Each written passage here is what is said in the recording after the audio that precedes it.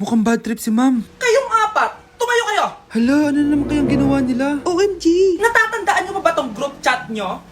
Paano nalaman ni ma'am yung GC namin? Patay kami nito. Ang gagaling nyo! Mag-uumpisa tayo kay Scarlett. Ako po, ma'am.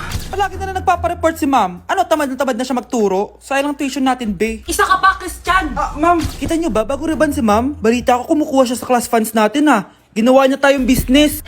Samantha! Yes po. Ayoko talaga dyan kay ma'am. Mas gusto ko pa yung dati nating teacher. Buti pa yun, hindi nang babagsak. Tapos magaling pa magturo. Kyle! Akala ko matino ka! Guys, huwag niyo naman ginaganyan si ma'am. Mabait naman siya eh. Sa principal nga lang. Akala nyo di ko alam mga pinagsasabi nyo sa akin? Lahat po ng sinabi namin sa GC. Totoo po yan, ma'am. Diba sabi nga nila, ma'am, truth hurts? Truth hurts pala, ha? Sige, papakita ko to sa principal sa office. Sige ma'am, sabihin mo sa principal. At sasabihin din namin yung mga baho mo. Ha?